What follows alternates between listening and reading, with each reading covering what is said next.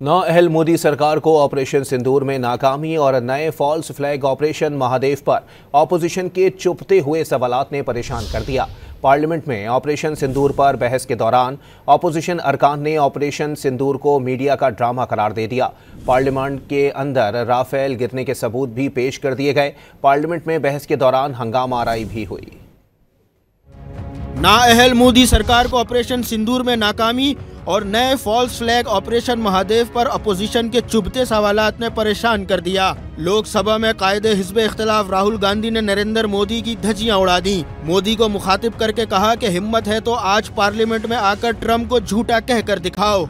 29 बार उन्होंने बोला कि भैया मैंने सीज फायर करवाया। अगर सचमुच में दम है तो आज शाम यहाँ प्रधानमंत्री को कह देना चाहिए Donald Trump is a liar, झूठ बोल रहा है डोनाल्ड ट्रंप। भारतीय अपोजिशन रहनुमा अखिलेश यादव ने सवाल किया, पुलवामा हमले की वो गाड़ी आज तक क्यों न पकड़ी जा सकी जिसमें 300 किलो RDX लाया गया था।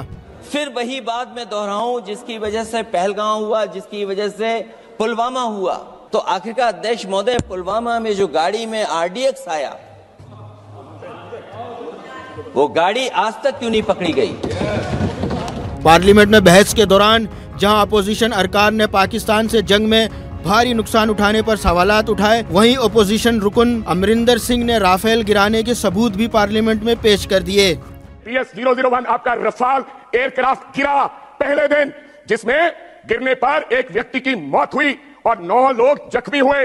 ये मीडिया में आया, SMO ने बताया, और आपके आदरणीय भारती जी, एयर मार्शल भारती, उन्होंने भी पार्लियामेंट में ऑपरेशन सिंदूर पर जारी बहस के दौरान मोदी सरकार को शदीद तनकीद का निशाना बनाए जाने पर इजलास में हंगामा आराई भी हुई। बीजेपी हुकूमत तनकीद का जवाब देने के बजाय फॉल्स फ्लैग ऑपरेशन महादेव का नया ड्रामा रचाकर खुद को बचाने की कोशिशों में लगी रही।